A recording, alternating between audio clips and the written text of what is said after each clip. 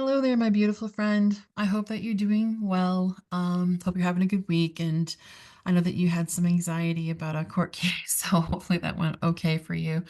So today we're going to be covering some of the predictive stuff that I see in your chart, in your Vedic sidereal chart. And just real quick, I want to do a quick little recap, not a full recap. I just want to touch on some important points, okay, in your natal chart.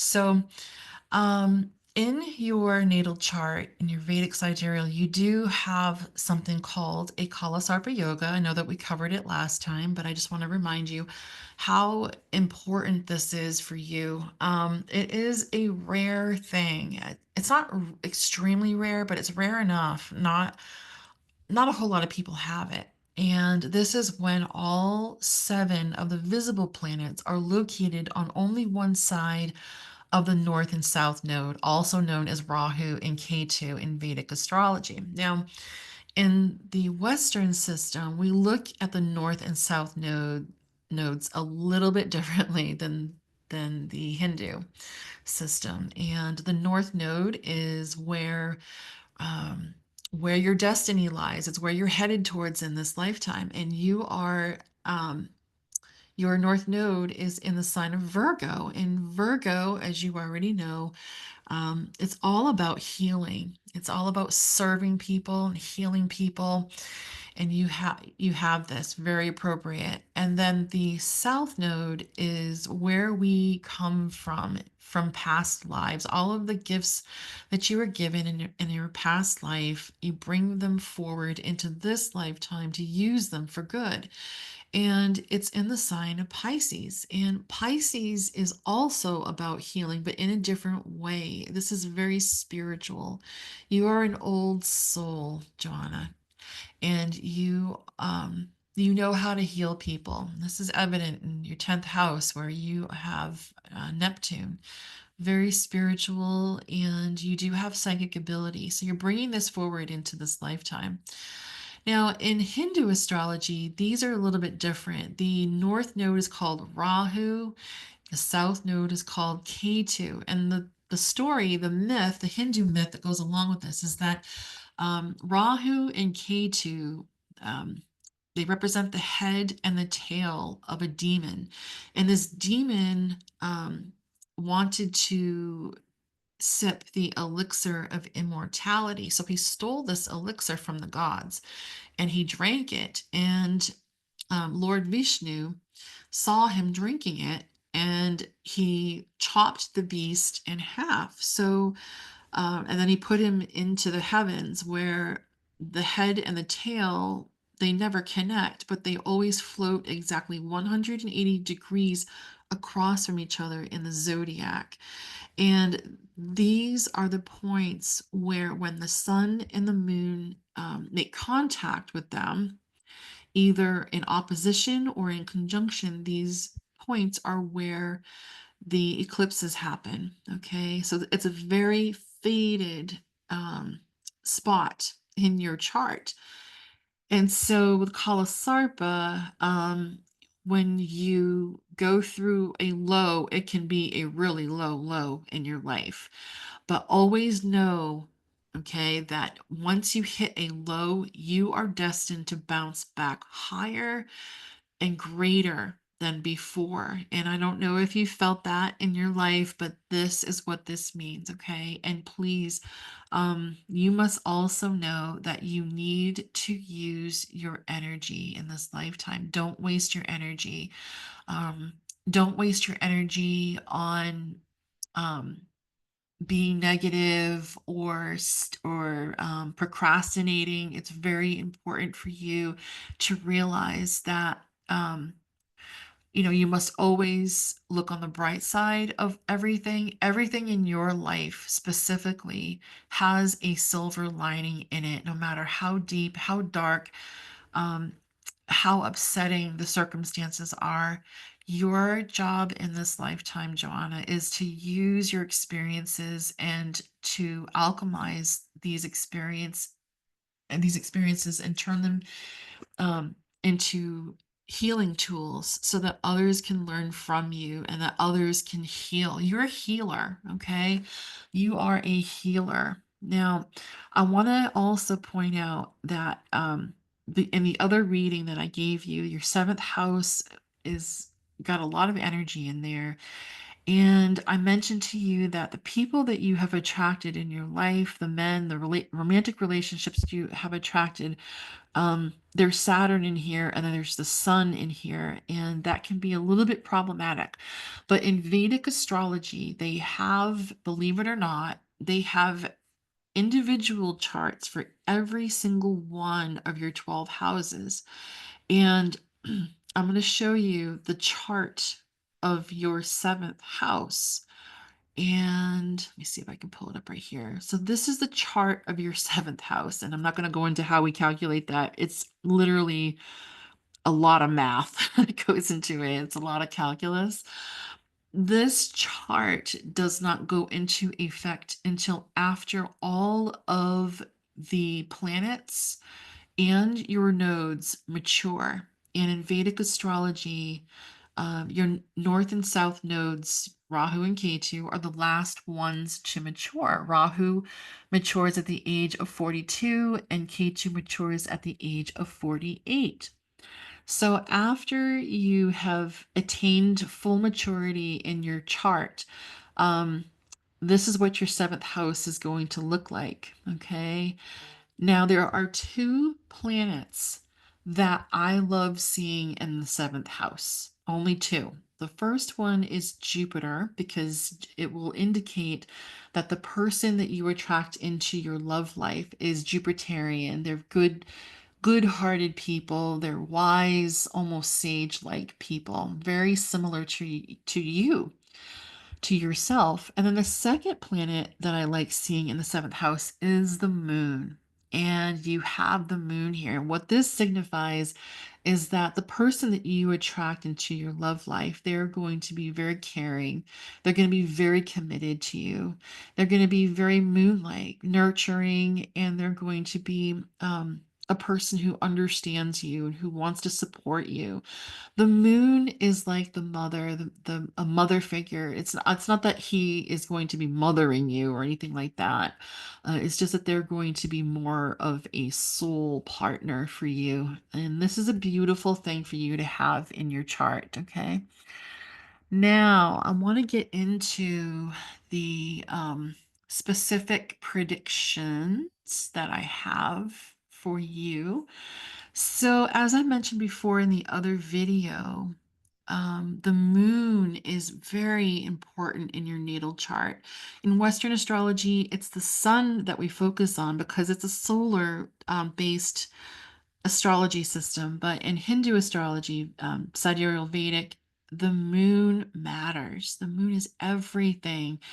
And where your moon's located at the time of your birth, it was located in the lunar mansion called Purva Falguni. And the lunar mansions are also called nakshatras in Hindi, nakshatra, Purva Falguni. And the Falgunis are really, it's a beautiful nakshatra. Um, it signifies someone who is very friendly. They're very friendly and they're very loyal. And this nakshatra is ruled by the planet Venus. Okay, so for the first part of your life, these are called dasha periods, and every period of your life is ruled by a planet. And whenever these dasha periods change and subdasha periods, different parts of your natal chart will open up and close. So, for the first portion of your life, you were in the Venus Dasha, and you'll notice that every one of these time periods has a sub Dasha. There's another planet that is linked with Venus. And then you moved into your Sun Dasha at the age of 8.5. Okay. And it always opens up with the double planet that represents the Dasha period. So Sun, and then Sun, Moon, Sun, Mars, Sun, Rahu, and so forth and so on. And then it changes to another Dasha, and when you were age 14 and a half, you entered your moon dasha, and it started moon, moon, moon, Mars, and so forth and so on. And now we are going through your Rahu dasha. And Rahu Dasha, for probably 80% of the people out there, this is the Dasha period that gives you the most ups and downs of your life. Okay. Plus, for you specifically, Johanna, you, as you already know, as I already explained, your Rahu and Ketu with Karpasala Yoga, um, for you especially, these are really going to give you lots of ups and downs. And it started for you at the age of 31 with Rahu, March 16th of 2009.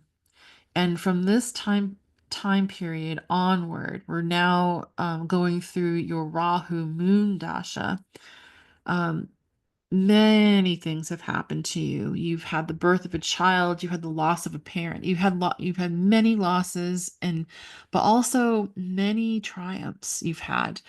Okay, so with Rahu moon, um, and I'm just going to open up another chart here for you. Rahu moon. So you'll see this is a chart of the lunar eclipse that's going to be coming in 8 days or so. Um, Rahu is located in your eighth house. So this opened up for you a few years ago when you started your Rahu Dasha, and then your moon opened up as well. So you have your eighth house and your seventh house, and whatever house the moon rules, which is your sixth house, that opened up as well. So these are all active houses for you right now. Okay. And then you had before the Rahu moon period, you went through Rahu sun, and the sun is obviously conjunct the moon in the seventh house. So you've had for the past couple of years, you've had these two houses really, really active in your relationships, in your eighth house, which is everything behind closed doors. And if you count the houses between these two locations in a counterclockwise fashion. So we go 1, 2, 3, 4, 5, 6, 7, 8, 9, 10, 11, 12, where the sun and the moon are. That's 12 spaces. And then you count from where the moon is to Rahu, and that is 1, 2, because we're always counting the house where the planet is in as the first house. So you're in a 12-2 configuration, and you've been in this configuration for the past couple of years. When you're in a 12-2 configuration, you can count on having a loss in your life, and it will be a major loss in your life. It could be, well, we know probably what that was. It was the loss of a parent. But you will always get a gain. Okay. You will always experience a loss, but from that loss, you will get a gain. All right. So you are still in this configuration, and here is your moon, because you're in the Rahu moon dasha. So your sixth house has opened up, your sixth house of health, your seventh house of marriage, contracts, and relationships opened up, and then your eighth house of everything behind closed doors. Now, this is March 14th of 2025, and like I said, it's coming around in approximately 1 week. And during that day, there's going to be a lunar eclipse happening in the sign of Virgo, in the house that contains your Rahu. And you're in that Rahu Dasha with Karla Sapra Yoga. What I am seeing here for you is that there is something that you will be receiving. I think that this is going to be a good change that the eclipse will be bringing in for you. And the reason why I say that is because Jupiter is right here in your fourth house. And in Vedic astrology, Jupiter will cast um it will cast a triconal um aspect. So what he does is he affects the house that he's in and all of the other earth signs. So if Jupiter is in an earth sign, Taurus, then it will cast an aspect to all of the other earth signs, which will be your eighth house and your 12th house, because 4, 8, and 12. Plus, he will cast an aspect to your 10th house because he always looks straight ahead as well. So I think that whatever this eclipse is bringing for you, it's going to be a good one because you do have Jupiter on your side casting a really good aspect towards this house. There is something hidden here. With every eclipse, remember that there will always be something that you don't see coming.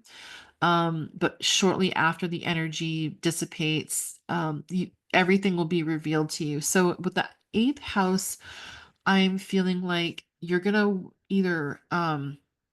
gain money from something because the eighth house symbolizes a lot. But for you specifically, I feel like this is gonna be some sort of a windfall. You're gonna get money from someone.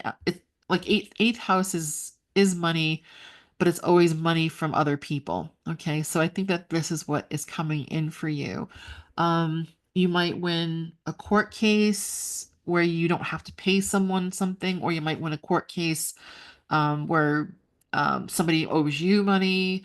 Um, you could win money from a lottery, something like that. Okay. But this is something that you're going to be gaining. It's monetary and it's beneficial. Okay.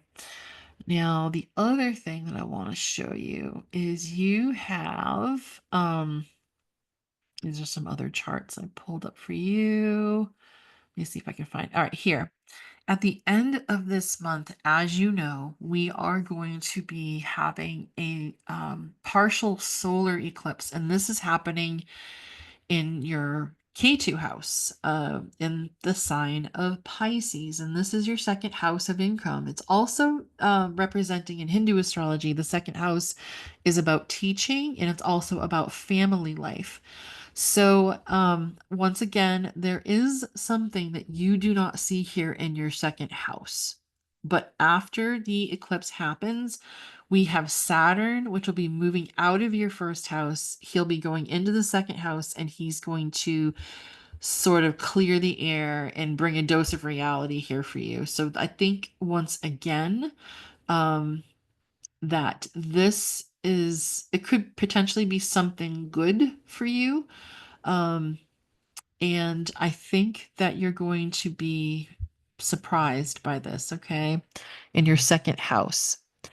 The reason why I say that is because we have Venus here, and she's going to be in this house, your second house of income, family life, teaching, until the end of May. Okay. You probably have noticed a lot of stress and pressure coming at you lately over the past couple of years. This is because you had Saturn in your first house and it was right on your ascendant a few months ago. So you've probably been feeling really stressed out, like you can't catch a break or anything, right? So the good news is that Saturn is moving out of your first house and he'll be moving into your second house where it will sit for the next 2.5 years. Now, I have to say this. If you have been doing a lot of hard work in your career, if you've been doing everything as best as you possibly can, then Saturn is going to reward you in this house. Saturn is going to give you good things because Saturn is the teacher, it's the coach, it's the tough love, it's the taskmaster. But he will punish you if you don't pay attention to the things you're supposed to pay attention to. All right.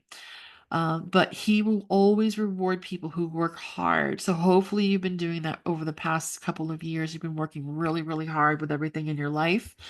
Okay, so that is something that you can expect.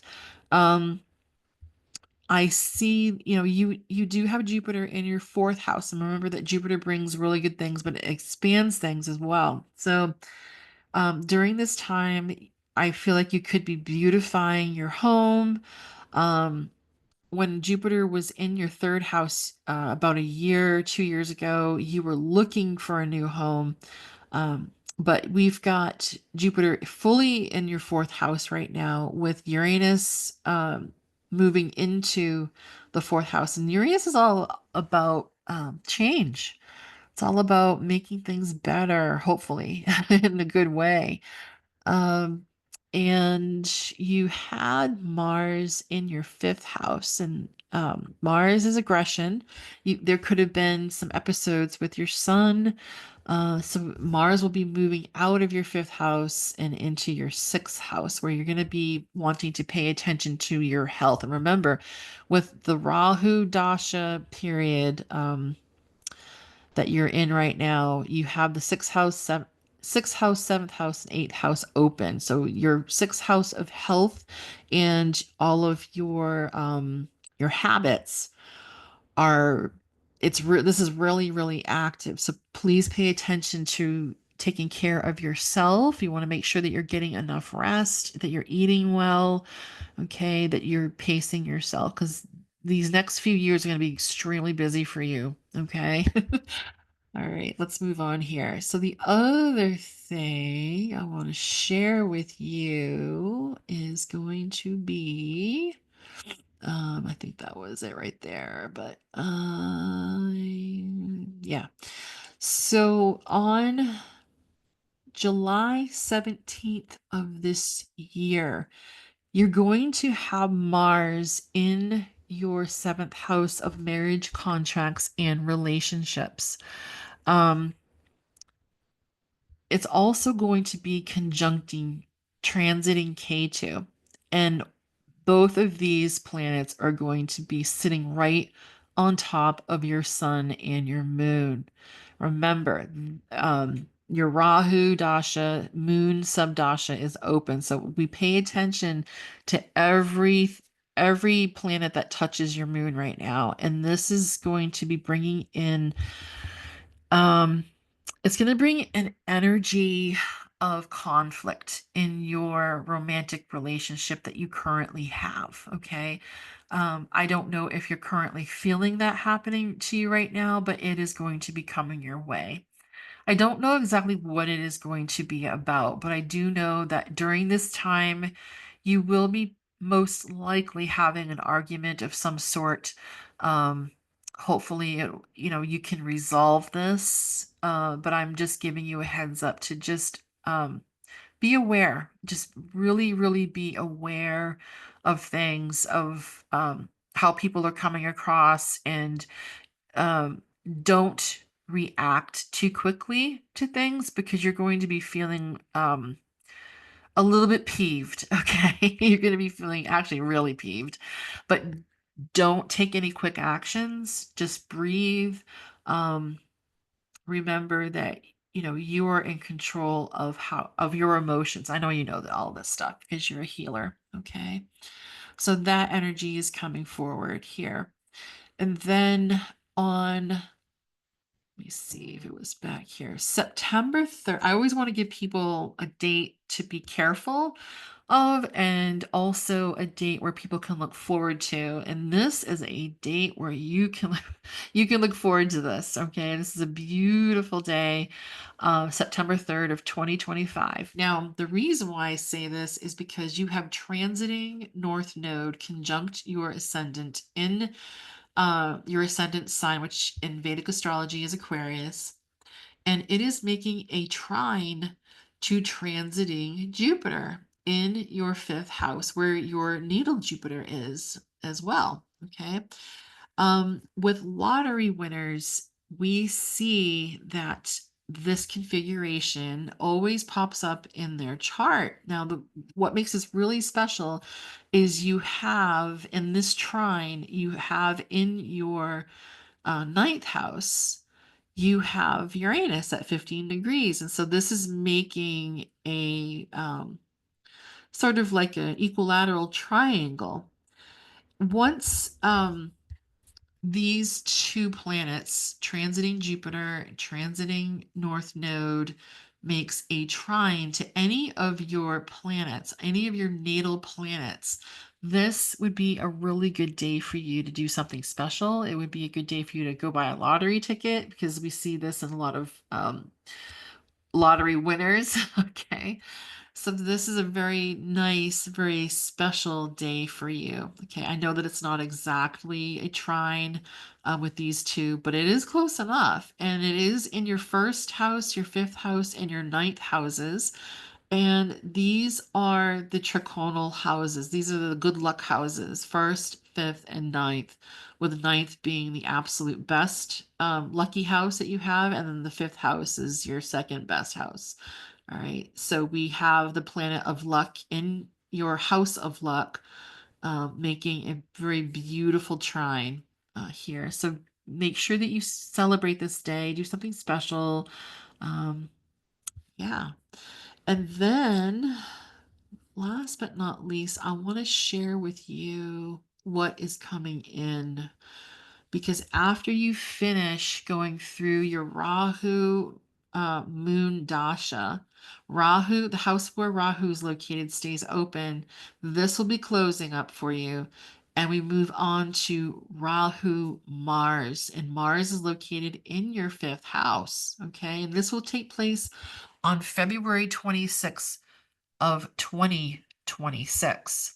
Okay, now we count the number of spaces. We go 1, 2, 3, 4, 5, 6, 7, 8, 9, 10.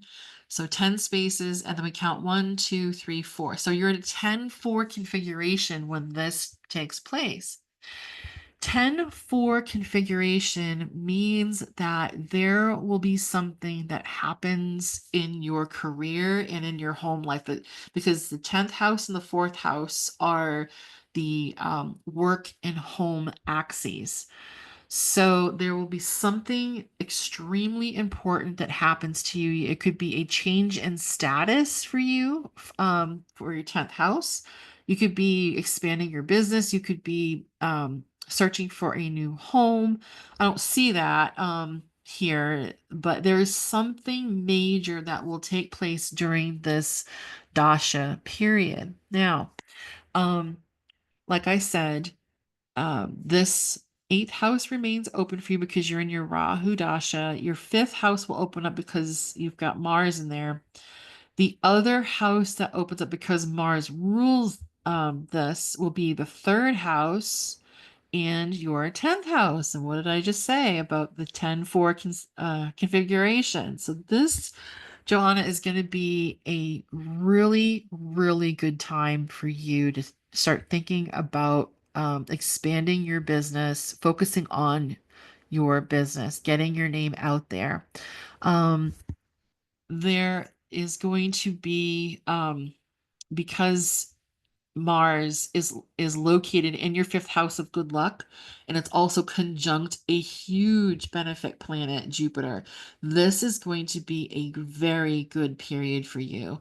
Your third house represents not just siblings and cousins and stuff like that, but it also in Vedic astrology it represents creativity.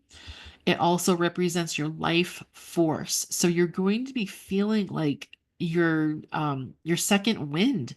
So if you've been exhausted over these past few years, you're going to be finding a whole new second wind, and you're going to like the wind is going to be at your back. And you have a very powerful 10th house as well because it is ruled by this beautiful Mars that is conjunct this benefic Jupiter. Okay. Now, fifth house also represents your children. So there's going to be a lot of activity with your child, with your son. Okay, so be prepared for that. In this chart, there's Moon conjunct or almost conjunct Jupiter.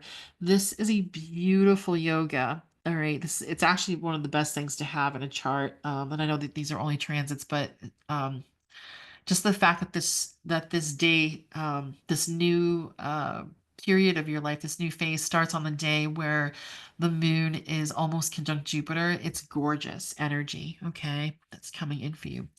Now, you'll notice over here that there's a lot happening in your first house at this time.